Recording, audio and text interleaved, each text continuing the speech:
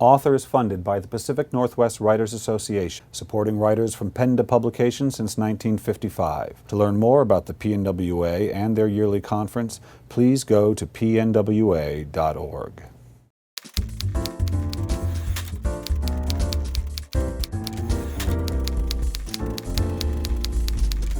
Hi, this is Bill Kenower of Author Magazine, and I'm here at the Fairmont Hotel in Seattle, Washington with Stewart O'Nan, author of The Odds. Stewart, welcome to Author. Thank you, Bill. When do you first remember becoming interested in the idea of story? It just sort of lit up for you. Did it happen when you were young? Or Yeah. Oh, definitely. I mean, I used to read comic books. Loved comic books. Yeah. Yeah, so probably about age 7 or 8. Probably, and comics as well. I mean, the comics in the paper. Yeah. Charlie Brown was my favorite. Loved to sort of Charles Schultz. I would make my parents buy me the sort of the collected. Yes. Every once in a while, so for my birthday. So I mean, following Charlie Brown and Linus and Lucy, and that idea of a world that you could inhabit and characters that you could follow and care about. He was also the most philosophical. By far. And the most depressing. Yes, he was. I mean, my gosh, he was existential. He was all about, I mean, and nowadays I'm writing about expectation and reality and the gap between those two, and that's what he was all about. Comic books are one sort of approach to storytelling, which frankly is still being used by adult writers and readers. Do you remember when you went through that transition and moved into the kind of stories you tell now? I grew up without real sort of guidance in terms of reading. I would just read whatever was in the house. I'd read sort of the World War II adventures, sort of cheapo novels. And I'd read sort of the Time Life books of the States. I'd read anything that was on the shelf. But then when I got to college, I was an engineer, so I didn't have, you know, the English classes at all. I mean, I would haunt the library and still pick up books, and I was always reading, but I didn't have any sort of structured literary reading, especially contemporary literature there. So I went into my first writing stint reading people like Theodore Sturgeon and Philip K. Dick on the one hand, on the other hand reading sort of these sort of hoary giants of literature like James Joyce and Virginia Woolf. And that collision of the pulp and the sort of the high-end modernist, you know, that was where I sort of came out of, which was, I think, a very sort of fertile collision, I think. It was only later when I went back to school at Cornell and got my MFA that I read sort of what we think of as sort of the baseline writers like Alice Munro and William Maxwell and Dennis Johnson and Margaret Atwood. I'd never heard of these writers before, so closer that was to contemporary, closer. Oh, it was a crazy revelation all of a sudden to read Dennis Johnson. You know, after reading, you know, all these other people. So that was sort of an explosion, and it really sort of brought my writing along that much quicker, I think, and brought me sort of into, I guess, the modern age. Isn't every character, to some degree, one of the questions they're facing is, you start with, what do they think they need to be happy and why don't they think they can have it?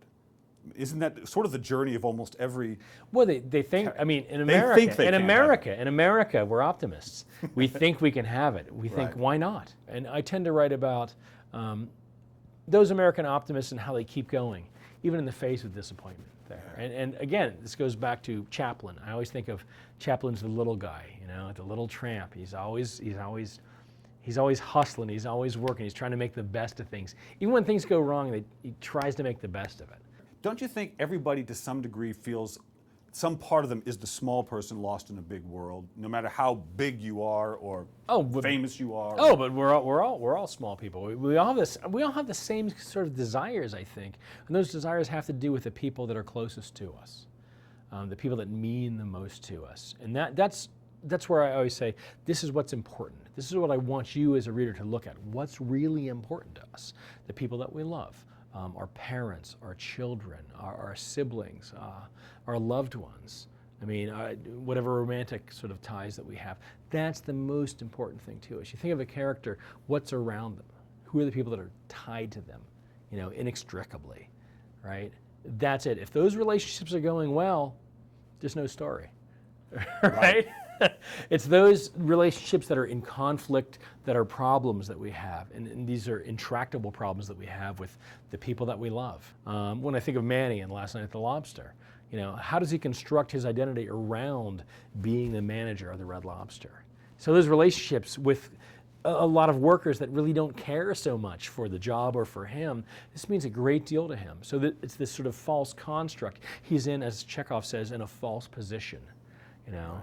Right. But he believes, he's optimistic, he's going to work and he's going to work and he's going to make it right, you know. And that's the kind of sort of American optimism, that sort of can-do feeling that I think is always going to affect us as readers, because we're with him every step of the way, even though sometimes we think, oh man, this dude's he's such a tool, you know. And yet, because he cares, we care. Yeah. That's the really key thing. For me as a writer, is caring about the characters enough. If you care enough about them, and if they care enough about their world, then the reader is going to care about them. John Gardner said, if a character is capable of and worthy of love, then the reader will follow them anywhere. Right. Story is a felt experience. Isn't really just a trace of a felt. You feel this, you feel this, you feel this, at the end you feel that. It's not an intellect, I mean, there is obviously intellect involved, but I've always felt ultimately it's just a purely emotional experience. It's for me it is. I want to say it's intimacy. It's being intimate with another person. And when I'm writing, I always feel I want to get as close to the character as I can. So if I can get close to that character, then maybe the reader can get close and feel what they're feeling. And by getting close, again, bringing their life in there as well. They can think of it, when talking about, say, Emily Alone, they can think about the relationships that they have with their grown children and with their parents who might be gone now. And that's big. And that, to me, that's really, really big stuff. I'm not talking about, you know, the sociological stuff or, you know, Right. here's war across the globe and all sort of stuff. But the big stuff to us is, you know, how do we feel about how we've raised our children? How do we feel about how our parents, you know, felt about us? And that the obligations and the love between parents and children in both ways, that's huge. And I think I've been writing about that now probably for 25, 30 years there. And I always go back to that.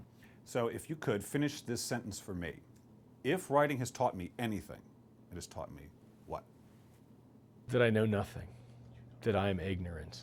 That I'm an ignorant person. And how has it taught you that? Because I don't know anything. I don't know hardly anything at all. And Joanna Scott said, one of my favorite writers, she said, don't write what you know, write what you want to know. Write what you want to know. That is, the things that you don't understand, the things that are a mystery to you. How do people fall out of love?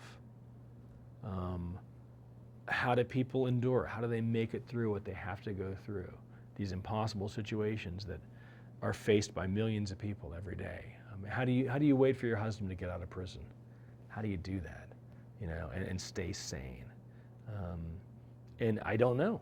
I don't know those things, but they're interesting to me, so I will go to people that are in that situation in real life and I'll say, you know, enlighten me, tell me, you know, let me learn how you do this.